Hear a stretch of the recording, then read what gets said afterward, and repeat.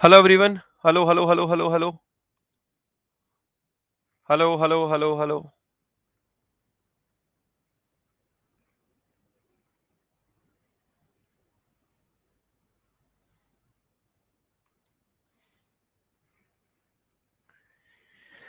हम लोगों ने कल बजट पढ़ रहे थे बेटा, और बजट में हम लोगों के जो जितने टॉपिक थे उसमें कौन कौन सी चीजें कंप्लीट हो गई थी। हम लोगों ने रेवेन्यू रिसिप्ट कर लिया था और कैपिटल रिसिप्ट डन कर लिया था। ठीक है, रेवेन्यू रिसिप्ट वो होती है जिनका नेचर क्या होता है, नॉन रिफंडेबल होता है। कैपिटल रिसिप्ट वो होती है जिनका नेचर रिफंडेबल होता है। यही हम लोगों ने पढ़ा था। यही फिर हम लोगों ने इसकी डेफिनेशन को थोड़ा सा बड़ा किया और समझा कि यार दोनों में क्या एग्जैक्ट मतलब बनता है। ठीक है, तो बेटा रिफंडेबल और नॉन रिफंडेबल में जो हमें समझ में आया वो ये समझ में आया था कि बेटा जरा ध्यान से, कि ऐसी कोई भी, ठीक है, ऐसी कोई भी रिसिप्ट जो कहीं ना कहीं असेट को रिड्यूस कर रही है और लायबिलिटी को क्रिएट कर रही है तो वो आपकी कैपिटल रिसिप्ट कहलाएगी। ठीक है, समझ में आ गया बात ये मेरी? यही तो हम लोगों ने पढ़ा था। और इसी का उल्टा होता है यहां पर रेवेन्यू रिसिप्ट। इसमें भी यही डेफिनेशन लागू होती है। ऐसी कोई भी रिसिप्ट जो आपकी असेट को ना ही क्रिएट करे, ना ही लायबिलिटी को रिड्यूस करे, मतलब ना ही आपकी असेट को रिड्यूस कोई चीज करती है, ना ही आपकी लायबिलिटी को इंक्रीज करती है, वो आपकी क्या कहलाती है, रेवेन्यू रिसिप्ट कहलाती है। समझ में आया? असल में डेफिनेशन ये है। डेफिनेशन क्या है रेवेन्यू रिसिप्ट और कैपिटल रिसिप्ट की? कि कैपिटल रिसिप्ट में क्या होता है कि जो असेट रिड्यूस होता है वो यहां पर होता है, और यहाँ लाइबिलिटी जो होता है बेटा, जो लाइबिलिटी इंक्रीज होता है वो यहां पर होता है, यहां पर नहीं होता है। बात समझ में आई है? क्लियर हुआ ये वाला पॉइंट?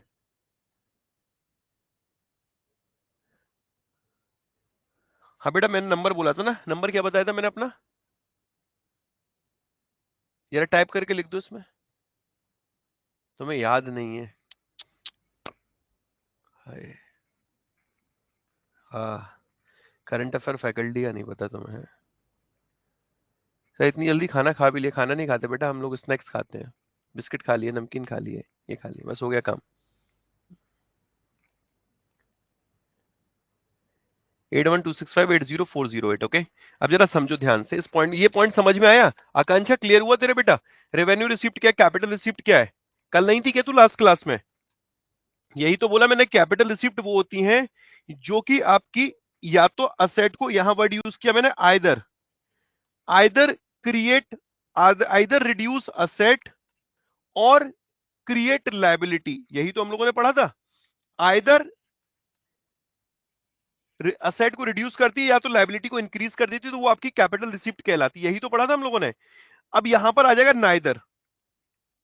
नाइदर जो रेवेन्यू रिसिप्ट होती है, neither reduce liability nor create asset. Okay, neither create,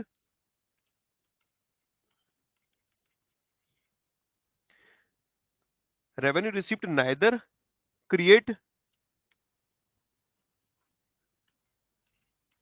liability nor reduce asset. जब आपको टैक्स मिला तो टैक्स से कुछ आपकी असेट कम हुई या कोई लायबिलिटी इंक्रीज हुई? नहीं हुई ना।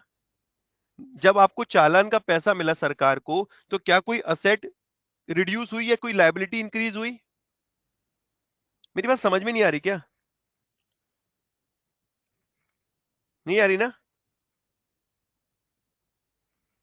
सुशांत थोड़ा फंस रहा है क्या मामला? अच्छा चल। कैपिटल रिसिप्ट की परिभाषा मैंने बताई थी, ऐसी रिसिप्ट जिनका नेचर नॉन रिफंडेबल होता है। यहां तक क्लियर है? यहां तक सभी की क्लियर है? फिर नॉन रिफंडेबल को मैंने बोला कि इसको हम लोग ऐसे ना पढ़ते हुए ऐसे पढ़ेंगे। ऐसी रिसिप्ट आपकी कैपिटल रिसिप्ट है जो आपकी असेट को रिड्यूस कर दें और लायबिलिटी को इंक्रीज कर दे। यही तो पढ़ा था हम लोगों ने। लायबिलिटी को इंक्रीज करने का मतलब लोन रहा था, असेट को रिड्यूस करने का मतलब दो चीजें रही थी, एक डिसइन्वेस्टमेंट और एक रिकवरी ऑफ लोन। यही तो रहा था भाई, यही तो। अब ये कैपिटल रिसिप्ट है तो रेवेन्यू रिसिप्ट में क्या आ जाएगा? रेवेन्यू रिसिप्ट वो थी जिनका नेचर रिफंडेबल होता है। ओके, इसका उल्टा, नॉन रिफंडेबल का उल्टा रिफंडेबल। समझ में आया? रेवेन्यू रिसिप्ट वो होती है जिनका नेचर रिफंडेबल होता है। फाइन, उल्टा बोल दिया मैंने। ये गलत लिख दिया, ये रिफंडेबल, ये non refundable. Okay sorry, my mistake. Revenue receipt वो होती है जो इनका नेचर नॉन रिफंडेबल होता है। क्लियर है? अब यहां तक तो समझ में आ गया?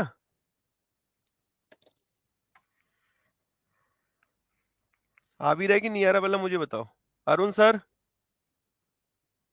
आ गया? अब उसी परिभाषा को मैं थोड़ा ब्रॉड कर रहा हूं, इसी को परिभाषा को ब्रॉड कर रहा हूं मैं, कि रेवेन्यू रिसिप्ट वो होती हैं जिनका नेचर नॉन रिफंडेबल होता है। ये neither create liability nor reduce asset. मतलब ये कोई लायबिलिटी आपकी क्रिएट नहीं करती हैं, ना ही आपकी असेट को रिड्यूस करती हैं। ये आपकी कहलाती है रेवेन्यू रिसिप्ट। और कैपिटल रिसिप्ट वो होती हैं जो आपकी असेट को रिड्यूस करती हैं और लायबिलिटी को क्रिएट करती हैं। अब समझ में आया? आ गया? असल में डेफिनेशन ये होती है एनसीईआरटी की, हम इससे पढ़ाते आगे रिफंडेबल नॉन रिफंडेबल। अगर कोई बच्चा किसमिस है तो उसके लिए बोलेंगे नॉन रिफंडेबल रिफंडेबल। जब वो बादाम हो जाता है, थोड़ा समझदार लगता है हमें कि हम वो समझ सकता है, डाइजेस्ट कर सकता है, तब हम आते हैं अपनी औकात पर और उसको फिर एनसीईआरटी की डेफिनेशन समझाते हैं। नहीं तो सर के ऊपर से जाना लगेगा, समझ रहे हो? तो तुम बादाम हो कि किसमिस हो, या मेरे मेरे भाई क्या हो बताओ? अरे बादाम, वाह क्या बात है, खुद के मियां मिट्टू मियां हैं। चलो, ये डेफिनेशन क्लियर हो गई।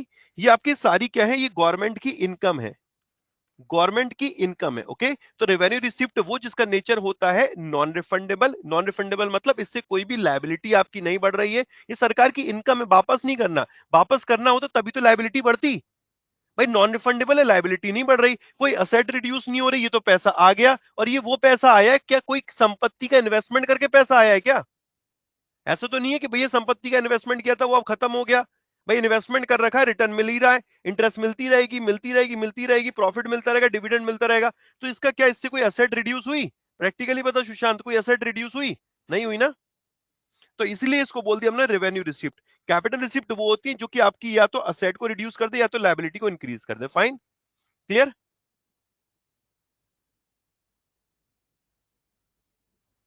सुदीप तो वॉरियर के नोट्स बनाने हैं। अब जरा आते हैं आगे। बजट, बजट में हम लोगों ने यहां पढ़ा था रेवेन्यू रिसिप्ट, रिसिप्ट में, ठीक है, और कैपिटल रिसिप्ट। कैपिटल रिसिप्ट में मैंने तीन चीजें आपको बताई थी। एक लोन बताया था, एक डिस इन्वेस्टमेंट बताया था, और एक आपको बताया था रिकवरी ऑफ लोन बताया था। Fine, loan, disinvestment, recovery of loan. ये जो लोन रहा था it was debt creating, debt creating capital receipt था ये, डेट क्रिएटिंग। और ये दोनों क्या रहे थे? Non debt creating capital receipt. यही तो था सर। ग्रांट किस में आएगा? अरे वाह यार, बहुत बढ़िया शानदार क्वेश्चन। ये आपका आएगा नॉन टैक्स रेवेन्यू रिसिप्ट में। नॉन रिफंडेबल है ना, ग्रांट का पैसा आ गया। अब किसी ने हमें अनुदान दिया, ग्रांट और लोन का मतलब समझते हो ना? लोन मतलब हमें वापस चुकाना, ग्रांट मतलब होता है किसी ने अनुदान दे दिया वो हमें वापस नहीं देना। तो ग्रांट किस में आएगा बेटा? रेवेन्यू रिसिप्ट में आएगा। टैक्स रेवेन्यू में कि नॉन टैक्स रेवेन्यू में? तो नॉन टैक्स रेवेन्यू में आएगा, क्योंकि इसका नेचर कैसा? नॉन रिफंडेबल है, वापस नहीं करना। क्लियर है? इतना बताओ पहले।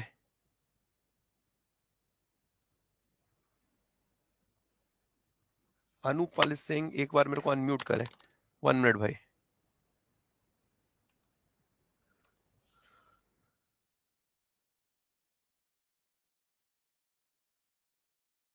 अरूप पाल, ओके।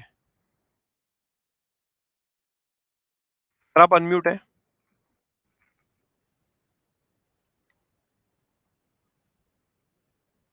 आप अपनी तरफ से अनम्यूट करिए, अपनी तरफ से अनम्यूट करिए। अब आ रही है आवाज, बोलिए।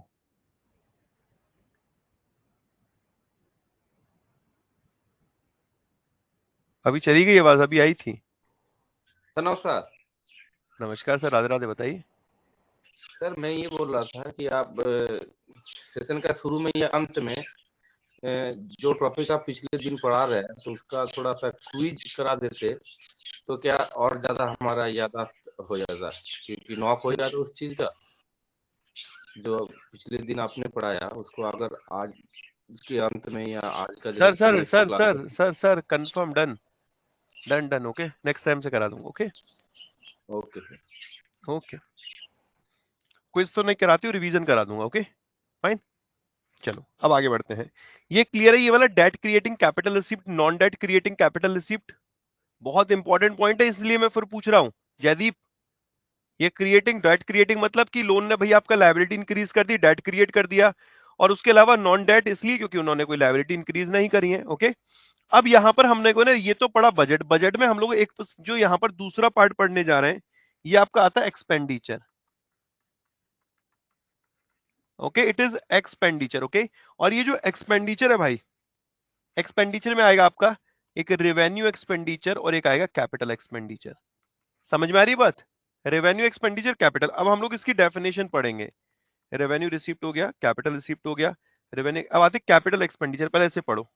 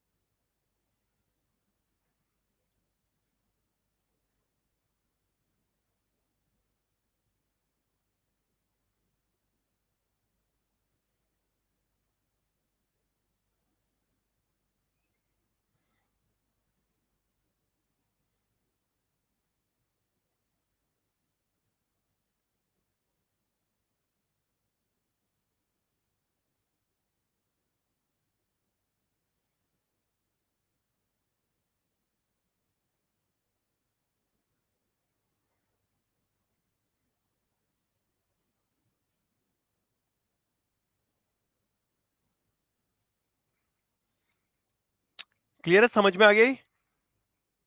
कैपिटल एक्सपेंडिचर क्या होते हैं? ऐसे एक्सपेंडिचर। अब कैपिटल एक्सपेंडिचर मतलब यह है कि कोई संपत्ति को क्रिएट करना। भाई अब खर्चों की बात हो रही है, अभी तक इनकम की बात थी, सरकार के खर्चे। सरकार किसी भी संपत्ति का निर्माण कर रही है। अब दो प्रकार की फाइनेंशियल असेट होगी या फिर बेटा कोई फिजिकल असेट होगी। पाल पुल बनवाना, बांध बनवाना, ये क्या है? एक असेट बना रहे हैं, क्रिएट कर रहे हैं। फाइनेंशियल असेट मतलब कि लोन दे रहे हैं, इन्वेस्टमेंट कर रहे हैं, शेयर खरीद रहे हैं, ये क्या है? भाई अब तक देखो, अभी तक क्या था? लोन दिया, रिकवरी हुई, वो आपकी आ गई कैपिटल रिसिप्ट में, ओके।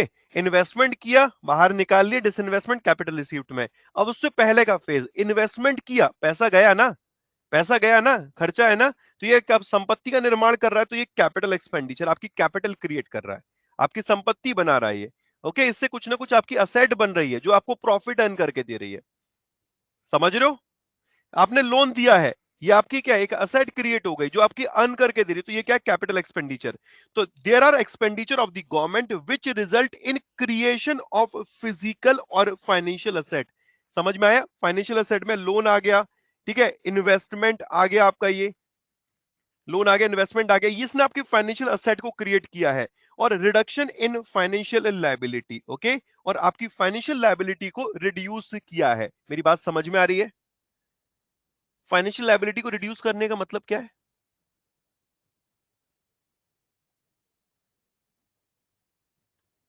टाइप करके बताओ यार।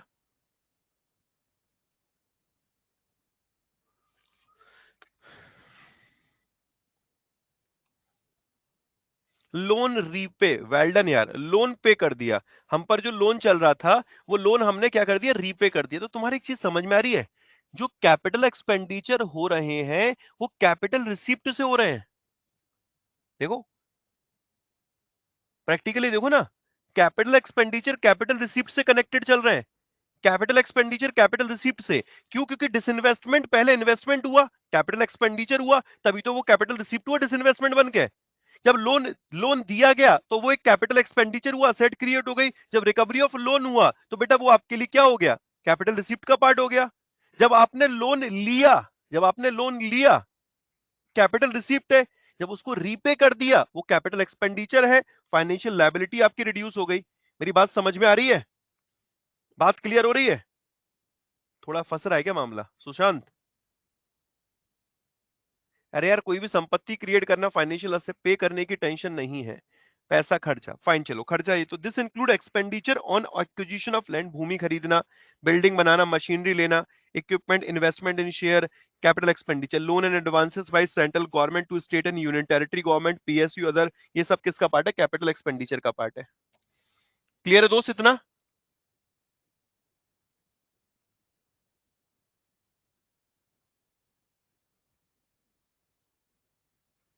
कोई दिक्कत? एक बार और पढ़ लो।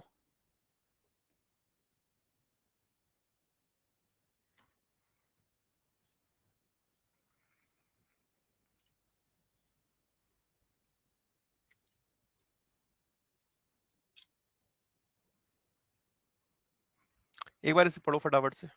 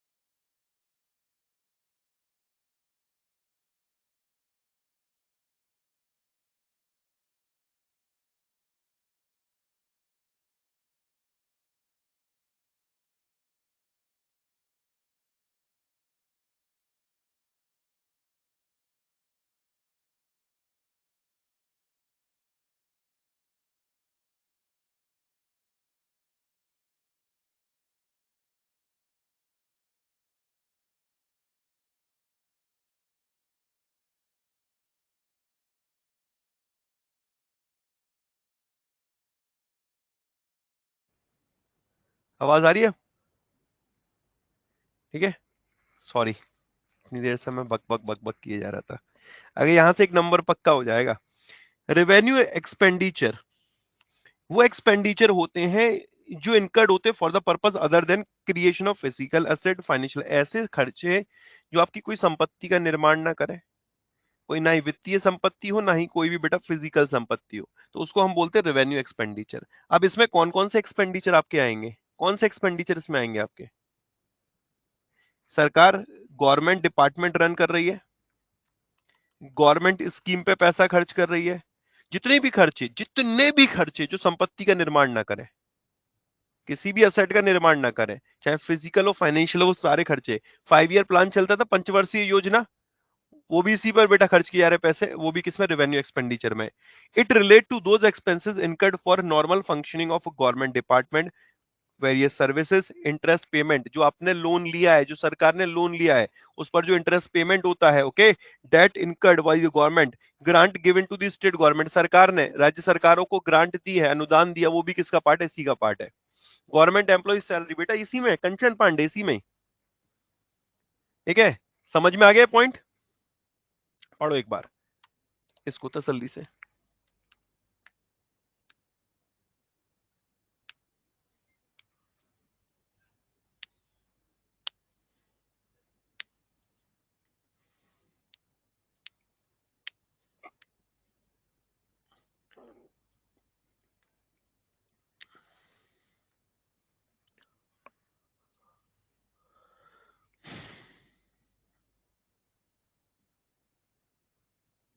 क्यों आएगा भावना को यार, उसमें बताओ। कोई भी अगर उससे संपत्ति क्रिएट हो रही है तो वो कंपोनेंट कैपिटल एक्सपेंडिचर में, कोई संपत्ति क्रिएट नहीं हो रही, हर वो चीज सारा का सारा आपका रेवेन्यू एक्सपेंडिचर है।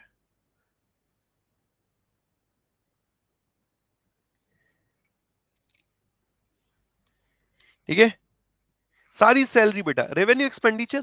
भाई गवर्नमेंट डिपार्टमेंट सब कुछ बेटा, ये खर्चे जितने भी एक्सपेंसेस है वो यहीं से हो रहे हैं, रेवेन्यू एक्सपेंडिचर सारे के सारे। अब जरा बढ़ते हैं, हमारे लिए ये क्लियर हो गया रिसिप्ट क्या है और इनकम क्या है। हमें ये पता चल गया कि रिसिप्ट क्या है, इनकम क्या है, हमारी आय क्या है, व्यय क्या है।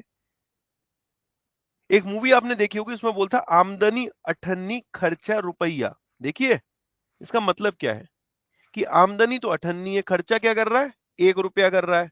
कमाता 50 है, खर्च करता है 100, तो घाटे में कि फायदे में?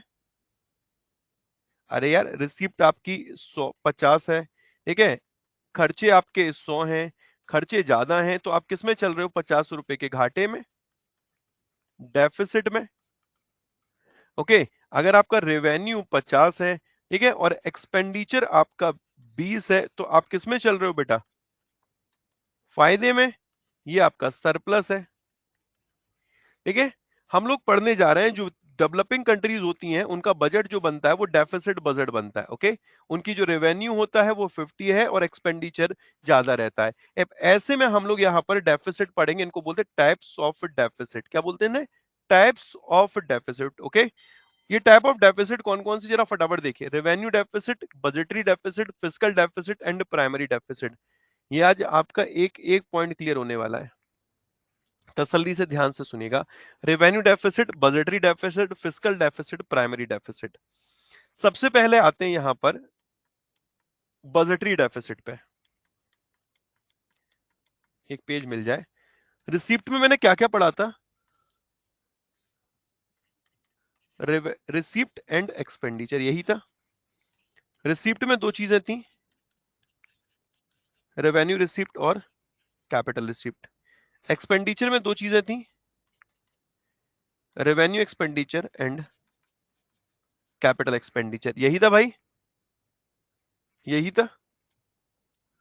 जो ये रेवेन्यू रिसिप्ट और capital receipt, revenue expenditure capital expenditure है, इनको जरा समझते हैं। इन दोनों को जोड़ देंगे तो ये टोटल रिसिप्ट बन जाएगा, इन दोनों को जोड़ देंगे तो टोटल एक्सपेंडिचर बन जाएगा। Fine, total receipt total expenditure, समझ में आ गया। जब टोटल एक्सपेंडिचर में से टोटल रिसिप्ट घटाते हैं तो ये कहलाता है बजटरी डेफिसिट। बात समझ में आई। टोटल रिसिप्ट टोटल एक्सपेंडिचर जब लिया मैंने, टोटल एक्सपेंडिचर में से टोटल रिसिप्ट घटा दी, तो ये क्या बन जाता है आपका, बजटरी डेफिसिट। फाइन, कोई दिक्कत, क्लियर है। सिर्फ मैंने रेवेन्यू रिसिप्ट ले ली, रेवेन्यू रिसिप्ट और revenue expenditure, revenue expenditure minus revenue receipt, ये आपका बन जाता है रेवेन्यू डेफिसिट।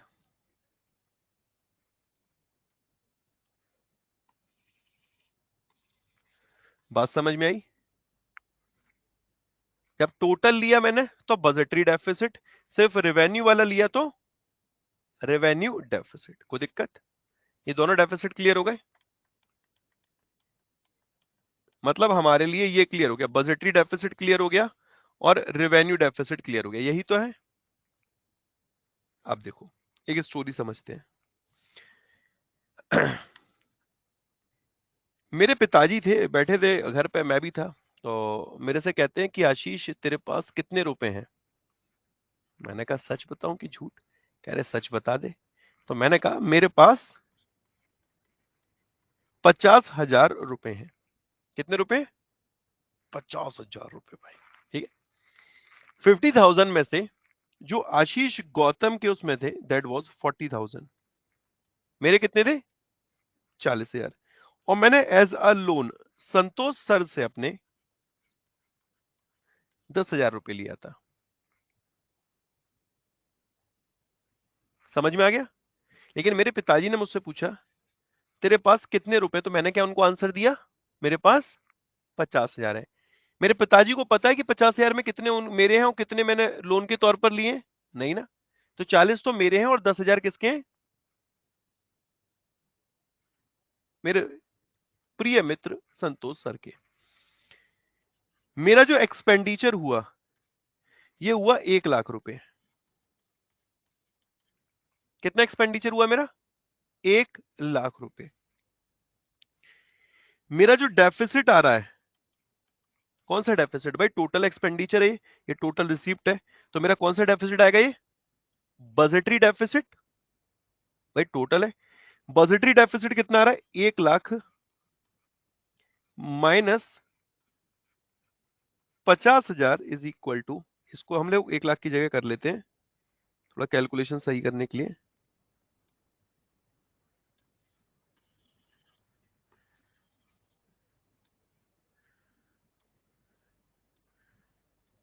एक लाख 30,000 कर लेते हैं इसे,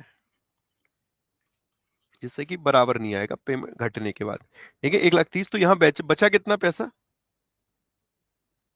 पैसा कितना बचा? 80,000। 80,000 बचा। मेरे पिताजी आए, मेरे पिताजी ने मेरे से पूछा, बेटा तू फायदे में चल रहा है कि घाटे में? तो मैंने कहा मेरा एक्सपेंडिचर हुआ 1,30,000 और मेरी जो प्राप्तियां थी वो थी 50,000, और मुझे घाटा कितने का हुआ? 80,000 का। मेरे पिताजी ने बोला बेटा इधर आओ, और दिया एक सूत के बहुत बुरे तरीके से, और भाई मैं लोटपोट होके कलामंडी खा के 2-4 बार जमीन में गिर गया। फिर बुलाया इधर आ, फिर एक दिया मेरे भाई। मैंने कहा, पूछे मैंने क्या हुआ पापा? चाय सही तो बना के दिया, पानी तो सही है, फिर क्यों मतलब मार रहे हो? ऐसा ही बता तेरा घाटा कितना है? मैंने कहा 80,000। फिर दिया मेरे भाई, फिर मैं ऐसे ही लोटपोट हो गया। मैंने समझ में नहीं आ रहा, मैंने क्या पापा मतलब सही ठीक ठाक हो कि नहीं ठीक ठाक हो? मतलब कौन मिल गया था बाहर? फिर बोला है बता तेरा घाटा कितने का हुआ? मैंने कहा पापा 80,000। क्या उल्टा हो मेरे को लाद दी भाई, फिर मैं आगे भाग गया। मतलब मेरे समझ में नहीं आ रहा हो क्या रहा है ये। मतलब लिटरली सोचो, मुझे पता ही नहीं चल रहा ये हो क्या रहा है।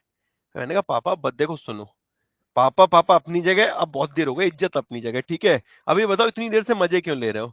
कह रहे सच बता तेरा घाटा कितना है? मैंने कहा सच मतलब असल में तेरी इनकम कितनी थी? असल में इनकम कितनी थी? जो पड़ोसी से तू उधार लेकर आया तो उसे तू अपनी इनकम बोलेगा? बताओ, पड़ोसी से जो तू उधार लेकर आए क्या उसे अपनी इनकम बोलेगा क्या? नहीं ना। तो मेरे पिताजी ने कहा सुन, लिख। मैंने कहा बोलो। तो कहते लिख। अरे मैंने कहा बोलो कि तेरी इनकम कितनी है? मैंने कहा रिसीप्ट नहीं, एक्सपेंडिचर पहले लिखते हैं। अच्छा, तो 1,30,000 हो गए एक्सपेंडिचर, और मैंने यहां पर अपनी इनकम जो लिखी वो लिखी 40,000। 50,000 में से मैंने कितना माइनस कर दिया? 10,000। कहते तू 10,000 को अपनी इनकम क्यों ट्रीट कर रहा है भाई? मैंने कहा क्यों, वो तेरी इनकम है ही नहीं। कल को तो तू मेरे से कह देगा कि 70,000 रुपए संतोष से तू मांग लाया, और कहते पापा मेरी संतोष से मांगी हुई इनकम भी, मतलब संतोष सर से मांगा हुआ पैसा भी अब मेरी इनकम है। क्या सही है क्या वो? उधारी कब से तेरी इनकम होने लग गई? तो मैंने कहा पापा बात तो सही कह रहे हो। तो मैंने कहा पापा ऐसे में तो मेरा यहां पर घाटा 90,000 दिखाएगा। कह रहे हाँ बेटा, तेरा जो घाटा है ना असल में, अरे तुझे क्या हुआ भाई? हाँ, तेरा जो घाटा है ना बेटा वो असल में कितना है? 90,000 है, ना कि 80,000। मेरी बात समझ में आई है? मेरी बात समझ में आई? मैंने क्या किया, इसमें से क्या चीज माइनस कर दी? बोरोइंग। मैंने यही तो किया, बोरोइंग माइनस कर दी। इसको बोलते हैं हम लोग फिस्कल डेफिसिट। क्या बोलते हैं इसे हम लोग? Fiscal deficit. अब देखना फॉर्मूला बनाएंगे, रटेंगे नहीं।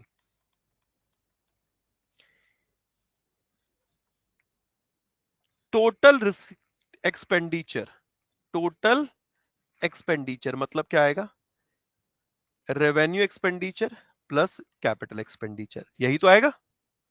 Minus total receipt, minus total receipt, revenue receipt plus capital receipt, यही तो आएगा भाई। कैपिटल रिसीप्ट में आपकी दोनों रिसीप्ट होंगी, डेट क्रिएटिंग कैपिटल रिसीप्ट और non debt creating capital receipt. Okay, debt creating capital receipt और non debt creating capital receipt. जो डेट क्रिएटिंग कैपिटल रिसीप्ट होंगी इनको क्या बोलेंगे हम लोग? भाई लोन, बोरोइंग बोलेंगे। फाइन। जब इसको मैंने टोटल एक्सपेंडिचर में से टोटल रिसीप्ट घटाया तो ये अपना बजटरी डेफिसिट आया था, बजटरी डेफिसिट आया था। फाइन। फिस्कल डेफिसिट का फॉर्मूला बनता है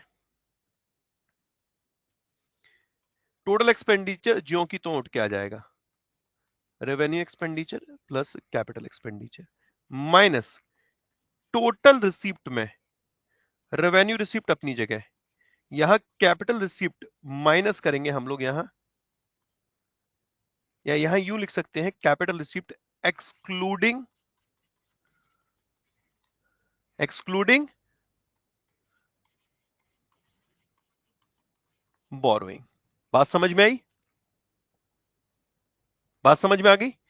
सिंपल से फॉर्मूला बन गया total expenditure minus total receipt excluding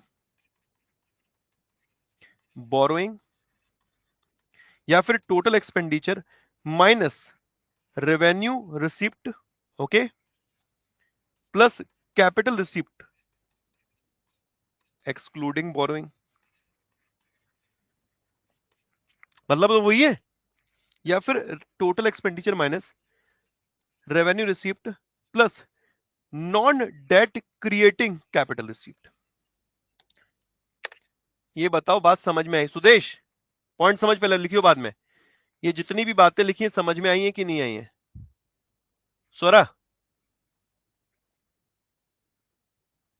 यार जब मैंने ये वाला एग्जांपल दिया था तब तो तुम्हारे तुरंत समझ में आ गया भाई, बोरोइंग वाले पार्ट को वापस करना है। ये जो कैपिटल रिसिप्ट हमें मिली थी, ये कैपिटल रिसिप्ट हमें मिल रही है, कैपिटल रिसिप्ट में तीन चीजें मैंने आपको पढ़ाई थी। कैपिटल रिसिप्ट में मैंने कहा था तीन चीजें आती हैं, एक लोन, दूसरा डिसइन्वेस्टमेंट और तीसरा बोरोइंग, तीसरा रीपेमेंट ऑफ लोन। लोन वाला पार्ट था डेट क्रिएटिंग कैपिटल रिसिप्ट और ये वाला पार्ट था non debt creating capital receipt. भाई ये जो लोन है इसको मैं क्यों जोड़ूंगा अपनी रिसिप्ट में? लोन को मैं क्यों जोड़ूंगा अपनी इनकम में? मैं डेट क्रिएटिंग कैपिटल रिसिप्ट जो है ये लोन से एक्सक्लूड करूंगा कि नहीं करूंगा? तो मैंने टोटल कैपिटल रिसिप्ट में से इसको माइनस कर दिया। देखो, टोटल कैपिटल रिसिप्ट में से मैंने इसको माइनस कर दिया, एक्सक्लूडिंग बोरोइंग कर दिया ना मैंने यहां पर। ठीक है, या दूसरे शब्दों में मैंने यहां पर लिख दिया कि total receipt minus excluding borrowing.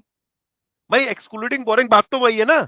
Revenue receipt ले ली, capital receipt minus excluding borrowing लिख दूं, या total receipt minus excluding borrowing, या revenue receipt capital receipt excluding borrowing, या रेवेन्यू रिसिप्ट और मैंने ये बोरोइंग वाले पार्ट को ना जोड़ते हुए दूसरे वाले पार्ट को जोड़ दिया।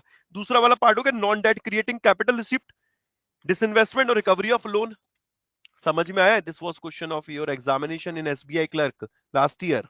फिस्कल डेफिसिट का फॉर्मूला पूछा था, ये आया कि नहीं आया ये बताओ पहले।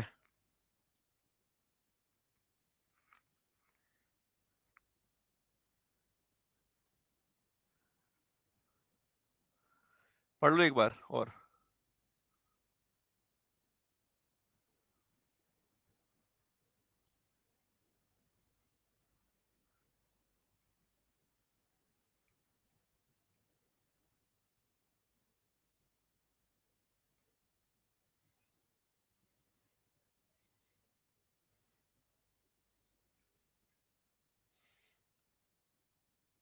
आरआर को सीआरआर क्यों लिखा है?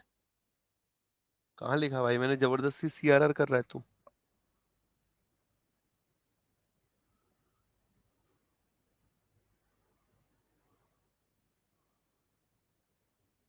ब्रैकेट है, सॉरी।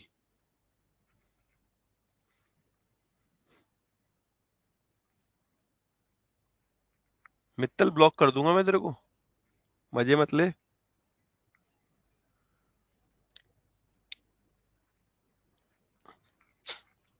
सुदीप्ता सर क्लियर हो रहा है? एक बार जरा तीनों फॉर्मूले खुद बनाओ प्लीज, अपनी नोटबुक में तीनों फॉर्मूले खुद बनाओ एक ब्लैंक पेज पे। Revenue expenditure, capital expenditure, sorry revenue, ये डेफिसिट, ओके, तीनों अपने बार एक बार बनाओ खुद ब खुद।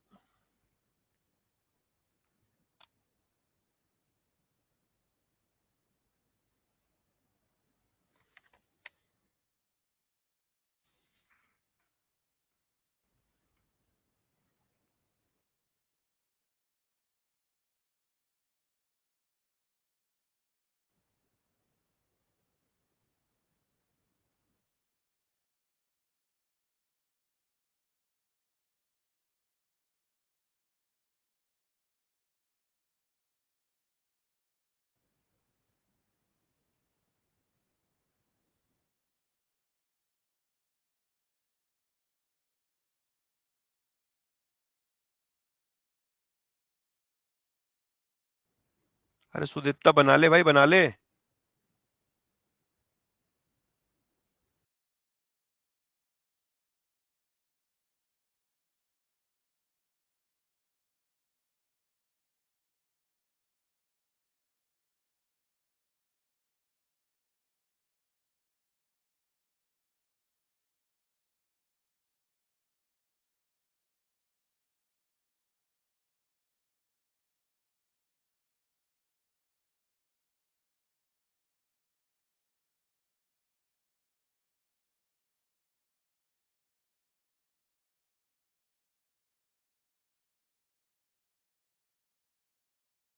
फाइन, क्लियर हो गया, समझ में आ गया, कोई दिक्कत है? अपने आप बना सकते हो। ये सोचो एक नंबर पक्का था, अगर कोई लास्ट ईयर वॉरियर देख लिया होता उसका, जिन्होंने स्किप किया होगा उनका एक नंबर चला गया। ओके, एक एक नंबर का एक एक टॉपिक है। यहां तक क्लियर है? ओके, लास्ट अपना फॉर्मूला बनता है वो है प्राइमरी डेफिसिट का। जब फिजिकल डेफिसिट में से आप जो नेट इंटरेस्ट लायबिलिटी होती है, अब नेट इंटरेस्ट लायबिलिटी मतलब interest receive minus interest payment, इस वाले पार्ट को जब नेट करते हैं तो जो बचता है उसको बोलते हैं नेट इंटरेस्ट लायबिलिटी। जब इसको घटा देते हैं फिजिकल डेफिसिट में तो ये बन जाता है आपका प्राइमरी डेफिसिट। फाइन, कोई दिक्कत? क्लियर है ये बेटा? ये क्लियर हुए तीनों फॉर्मूले? Revenue deficit, revenue expenditure minus revenue receipt, budgetary total expenditure minus total receipt, physical deficit मतलब टोटल एक्सपेंडिचर यानी कि revenue expenditure plus capital expenditure minus revenue receipt non debt creating capital receipt. ये आ गया। मतलब यहां पर इसका दूसरे शब्दों में बोले तो यहां पर टोटल रिसिप्ट एक्सक्लूडिंग बोरोइंग बोल दो या excluding debt creating capital receipt बोल दो। ये हो गया। जो फिजिकल डेफिसिट निकल कर आया, अब उसके बाद सरकार को कुछ ना कुछ ब्याज मिली होगी, सरकार ने कुछ ना कुछ ब्याज दी होगी, तो जो उसका नेट कंपोनेंट बचा बचा उसको बोल दिया हमने net interest liability. Okay, net interest liability. और जो नेट इंटरेस्ट लायबिलिटी जब इसको प्राइमरी डेफिसिट से घटाते हैं फिजिकल डेफिसिट से, तो ये प्राइमरी डेफिसिट बनता है। क्लियर है अब सुशांत? क्लियर है कि सिरे ला रहा है? सुदीप्ता, महर्षि, ब्रजेश, शिवम, चलो एक बार पढ़ लेना, नहीं क्लियर होगा फिर क्लियर कर लेंगे। ओके, अभी आगे बढ़ते हैं। अब हम लोग जरा पढ़ने वाले हैं। देखो, बैलेंस बजट क्या होता है? जब रिसीप्ट और एक्सपेंडिचर बराबर है। सरप्लस बजट जब आपका receipt is greater than expenditure. Deficit budget जब expenditure is greater than receipt. ठीक है, डेफिसिट घाटे का बजट। ठीक है, तीनों चीजें क्लियर है? चलो नेक्स्ट। ये कंसेप्चुअल पार्ट हुआ। अभी कंसोलिडेटेड फंड, कंटिजेंसी फंड और मुझे तुम्हें बताना है public account fund. Contingency fund का कॉर्पस बढ़ाकर कितना कर दिया गया है? 500 करोड़ पहले कॉर्पस था, बजट में अभी अनाउंस हुआ था, इसका कॉर्पस बढ़ाकर कितना किया है?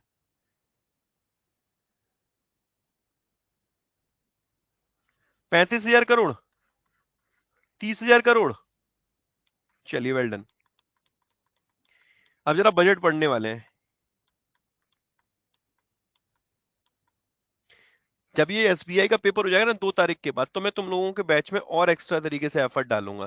जो ये बीच में जितना भी हम लोगों का मिस हुआ है ना, चीजें मिस तो इवन कुछ नहीं हुआ, कंटेंट वाइज एंड सारी चीजें सही चल रही हैं, बट फिर भी जो चीजें मेरे को टाइम रहते हुए तुम्हें और देनी चाहिए थी बेहतर, वो ये जो हेक्टिक टाइम चल रहा है स्केड्यूल इस वजह से नहीं दे पा रहा। 2 तारीख के बाद से मैं तुम लोगों को और चीजें भी ऐड करते चलूंगा, जैसे आरबीआई रिटेल डायरेक्ट हो गया, बहुत सारी चीजें इस बैच में कंप्लीट करूंगा। ओके, तो ये समझ लेना कि एक्स्ट्रा एफर्ट और डालूंगा। जो तुम लोगों ने इतना सपोर्ट किया है, तो एक बार खुश तो कर दो मेरे को, है? ठीक है, स्माइल तो दे दो।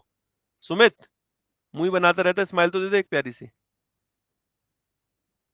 हटा जाऊं, हट जाऊं, चला जाऊं, क्लास बंद कर दूं? क्या कह रहा है? बहुत मारूंगा, क्या कह रहा है? ऐसा क्या कह रहा है? चल आगे बढ़ते हैं, तेरी बात सुन लूंगा। अब जरा देखो, थोड़ा हम लोग रट्टा मारने वाला पॉइंट पढ़ते हैं। बजट जो फर्स्ट टाइम इंट्रोड्यूस किया गया था, बजट जो फर्स्ट टाइम इंट्रोड्यूस किया गया था, ये बेटा British finance minister sir Robert Walpole ने किया था 1733 में। ओके, बजट जो पहली दफा इंट्रोड्यूस किया गया था शिवम सिंह, कब किया गया था बेटा? ये 1733 में, 1733 में सर रॉबर्ट वॉलपॉल के द्वारा किया गया था। ब्रिटिश फाइनेंस मिनिस्टर थे। असल में ये जो वर्ड वर्ड होता है बजट, होता है बजट, ये एक वर्ड है, मिडिल फ्रेंच वर्ड है बूजट। जैसे ना बजट जब आता है तो वो एक लेदर के बैग में रख के लाते थे। जैसे आपके घर में ना पिताजी आते होंगे तो बोलते हैं अरे मम्मी देखो पापा आ गए, पापा आ गए, पापा आ गए, बोलते नहीं बोलते हो? ऐसा बोलते होंगे, देखो मम्मी पापा आ गए। अब ऐसे ही जब बजट आता है तो लोग कहते हैं budget is coming, budget is coming, budget is coming. तो बूजट से बन गया बजट। ओके, एंड बूजट एक क्या है? लेदर बैग होता है। फाइन, क्लियर है? बूजट इज वॉज व्हाट? बूजट एक लेदर बैग। अब तो यार ये प्रथा ही खत्म हो गई है। अब तो बैग की परंपरा ही निर्मला सीतारमन जी ने खत्म कर दी। अब तो सारी चीजें उन्होंने किस में कन्वर्ट कर दी है? लेदर में। जैसे हम लोगों ने, अगर आप लोग कभी मुनीम वगैरह के पास गए हो, कभी सुनार वगैरह के पास जाना, तो वो क्या करते हैं, खाता बही रखते हैं, ठीक है। वो लाल कलर का होता है, उसी में उसी तरीके से वो एक लाल कलर का एक रैप करके उसमें पूरा का पूरा लेकर आती हैं। अब जो प्रथा चल रही है, अभी बजट प्रेजेंट किया जाएगा तब देखना। तो पहले होता था लेदर के बैग में प्रेजेंट किया जाता था, ये प्रथा चलती थी तब से होता है। एक लेदर का बैग, उसका मतलब था बूजट, ओके। एक मिडिल फ्रेंच वर्ड था, ओके। उसी से बना बजट। बजट सिस्टम जो पहली दफा इंट्रोड्यूस किया गया था, ये 1860 में किया गया था, 1860 में। 1860 में बजट फर्स्ट इंट्रोड्यूस किया गया था इंडिया में। और फर्स्ट इंडियन जो बजट प्रेजेंट किया गया था जेम्स विल्सन के द्वारा, वो 1869 में किया गया था। ये रट्टा मारने वाला है। इंडिया में जो फर्स्ट बजट प्रेजेंट किया गया था वो 1869 में बाय जेम्स विल्सन, और जो इंट्रोड्यूस किया गया था वो 1860 में किया गया था। कोई दिक्कत? इसमें दिमाग नहीं लगाना, सिर्फ रट्टा मारना, आगे बढ़ना है। नेक्स्ट, बजट को डिस्क्राइब। अच्छा, हमारा जो कॉन्स्टिट्यूशन है उसमें बजट का कहीं पर भी वर्णन किया गया है, डिस्क्राइब किया गया? आंसर बनता है बहुत बड़ा वाला नो। वहां पर उसको बोलते हैं एनुअल फाइनेंशियल स्टेटमेंट। क्या बोलते हैं भाई? Annual financial statement. और ये किस आर्टिकल में डिफाइन है? आर्टिकल 112 में, ओके। ये डेट पूछे जाते हैं क्या? हाँ, याद रखियो, ओके। तो ये जो एनुअल फाइनेंशियल स्टेटमेंट है, ओके, तो जो बजट है वो किस आर्टिकल में डिफाइन किया गया है? शिवम सिंह सर, आर्टिकल कौन सा है? 211, 211, 112, 112। अच्छा, बजट को इंडिया में कब इंट्रोड्यूस किया गया था? कब इंट्रोड्यूस किया गया था इंडिया में बजट? 1860 में। इंट्रोड्यूस पूछ रहा हूं, प्रेजेंट नहीं पूछ रहा। 1860 में इंट्रोड्यूस किया गया था और प्रेजेंट किया गया था 1869 में, ओके। नेक्स्ट, आगे। जो former finance minister Morarji Desai, उन्होंने सबसे ज्यादा बार बजट प्रेजेंट किया, 10 बार बजट प्रेजेंट किया है।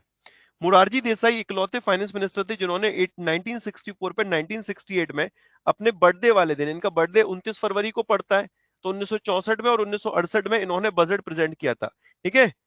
अब तो भाई बजट की जो डेट है वो चेंज कर दी गई है, 1 फेब को बजट प्रेजेंट किया जाता है। 1 फेब को अब बजट प्रेजेंट किया जाता है। फाइन, कोई दिक्कत? कोई दिक्कत मेरे भाई?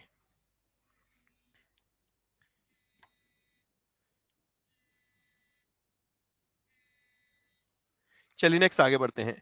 फर्स्ट यूनियन बजट जो रहा था, first union budget of independent India, इसको प्रेजेंट किया था आर के शनमुखम शेट्टी साहब ने, और वो किया था 1947 में, ओके। आर के शनमुखम शेट्टी साहब ने 1947 में इंडिपेंडेंट इंडिया का, स्वतंत्र भारत का पहला बजट प्रेजेंट किया था।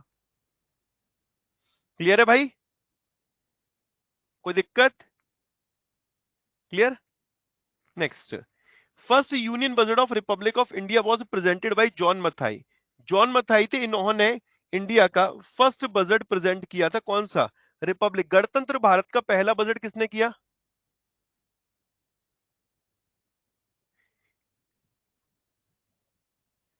स्वतंत्र भारत का किसने किया, कब किया? क्लियर? मैंने बोला ये रट्टा मारने वाला है, इसमें कुछ भी कंसेप्चुअल नहीं है, दिमाग लगाने की जरूरत नहीं है। अपने लिए इंपॉर्टेंट जो सबसे ज्यादा, देखो बैंक एग्जाम कभी भी ना ऐसी चीजें नहीं पूछता जहां पर रट्टा मारने वाली चीजें पूछे। वो हमेशा स्टूडेंट को देखना चाहता है कि वो यहाँ से कितना साउंड है, ओके। एसएससी रेलवे होता तो वो पूछेगा यहाँ से ये सारे ईयर वगैरह, बट मैं ऐसा नहीं कह रहा कि बैंक वाला भी नहीं पूछ सकता, अक्सर नहीं पूछा जा रहा है, ठीक है। 1950 और 51 की बात है, जो आज आप नीति आयोग पढ़ते हो उसका पहले नाम हुआ करता था प्लानिंग कमीशन योजना आयोग। और प्लानिंग कमीशन को क्रिएट करने की बात करी थी जॉन मथाई ने, किस बजट में? 1950 और 51 के बजट में। 1950 और 51 के बजट में इसकी बात करी थी क्रिएट करने की। कोई दिक्कत? सूर्यदिया सर क्लियर है? नितिन, सुजाता, फाइन, सावित्री मैम, इंदिरा माली भाई, ब्रजेश, शिवम सर, नोट मत करो ना प्लीज, प्लीज नोट मत करो सर, आराम से पीडीएफ से कर लीजिएगा,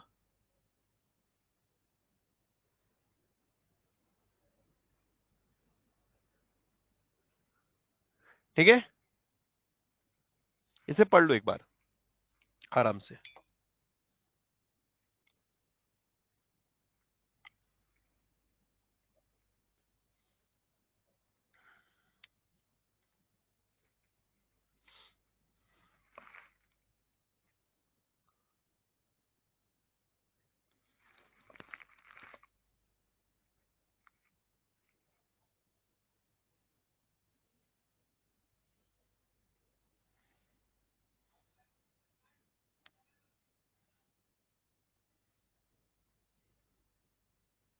सुरभि पांडे समझा दूंगा, ठीक है।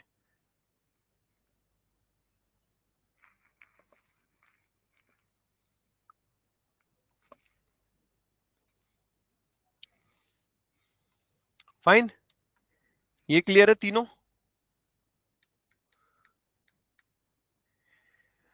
एक कमिटी बनी थी एक्वर्थ कमिटी, उसने रिकमेंड किया था कि जो रेलवे बजट है इसको अलग कर दो जनरल बजट से, कर भी दिया गया 1924 में।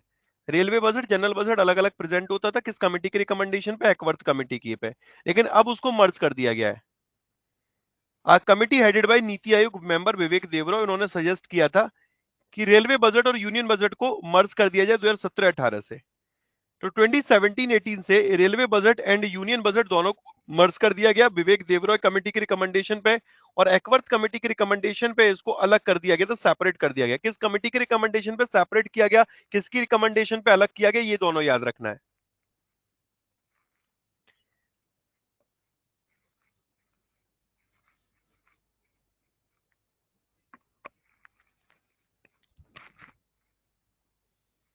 आज वाले में मजा नहीं आ रहा होगा ना, कल वाले में मजा आ रहा था। रेवेन्यू रिसिप्ट, कैपिटल रिसिप्ट, वहां दिमाग लग रहा था। फिजिकल डेफिसिट वाले में मजा आ रहा था क्योंकि वहां दिमाग लग रहा था। जब रटने की बात आती है तो वहां बोर लगने लगता है ना, कोई दिक्कत नहीं, 2-3 मिनट की बात है। जैन साहब क्लियर है?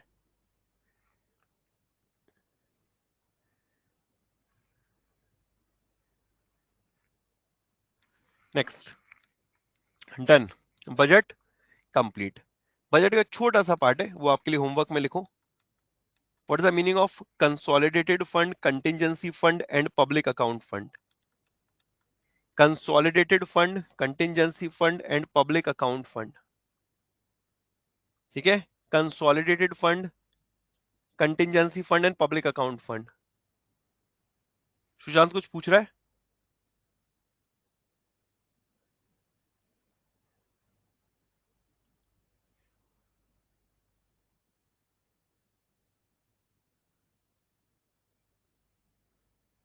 सिर्फ ये 2 तारीख तक की बात है, जो स्केड्यूल थोड़ा अप डाउन है, इवन मंडे से मैं सही कर लूंगा। आप लोगों को पता है कि मैं आप लोगों के लिए एक वो लेकर आ रहा हूँ, उससे बोलते हैं मैराथन, ओके। ये कब होने वाली है? रविवार को सुबह 7 बजे जुड़ जाइएगा।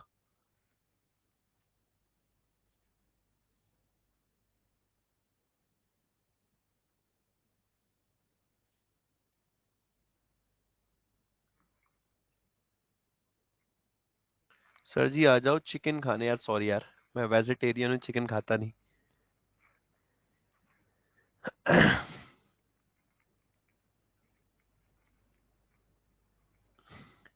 ये 3 चीजें पढ़िएगा आप लोग, इन तीनों से चीजें क्या पढ़नी है। ये कंसोलिडेटेड फंड में अप्रूवल की जरूरत होती है कि नहीं होती, किस में अप्रूवल की जरूरत है, किस में अप्रूवल की जरूरत नहीं है।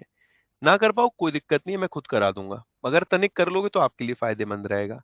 इसमें आर्टिकल किस किस का आर्टिकल में कौन कौन सा आता है, ठीक है। कौन से आर्टिकल में, इंडियन कॉन्स्टिट्यूशन के किस आर्टिकल में ये आता है, किस आर्टिकल में ये आता है, किस आर्टिकल में आता है, किसका कितना कॉर्पस है, ओके। किनसे कौन से एक्सपेंसेस किए जाते हैं, इसको पढ़ना आराम से, तसल्ली से पढ़ना। नेक्स्ट क्लास में हम करेंगे। हम लोग के अब जो टॉपिक मेजर मेजर बाकी है उसमें मनी मार्केट है, कैपिटल मार्केट और फॉरेन ट्रेड है। ये मेरे लिए 3 टॉपिक इंपॉर्टेंट बनेंगे।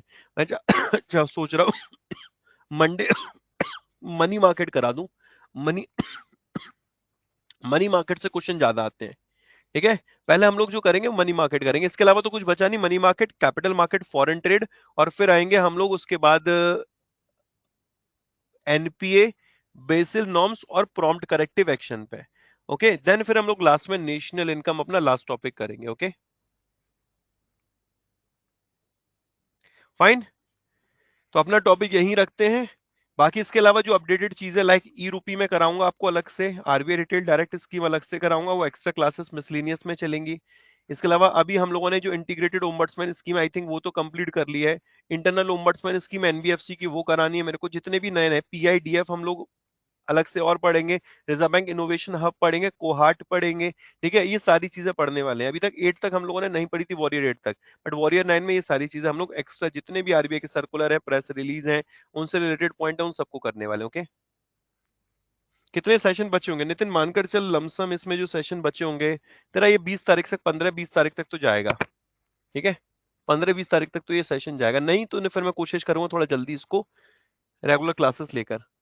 ठीक है, चलो राधे राधे दोस्तों, टेक केयर, बाय बाय। आपका बजट डन है, इन्फ्लेशन डन है, ये दोनों टॉपिक जरूर करना। एक एक नंबर यहाँ से बना है लास्ट ईयर, मैं इसकी नहीं गारंटी दे रहा कि इस साल बनेगा, लेकिन हाँ लास्ट ईयर यहाँ से एक एक क्वेश्चन बन चुका है।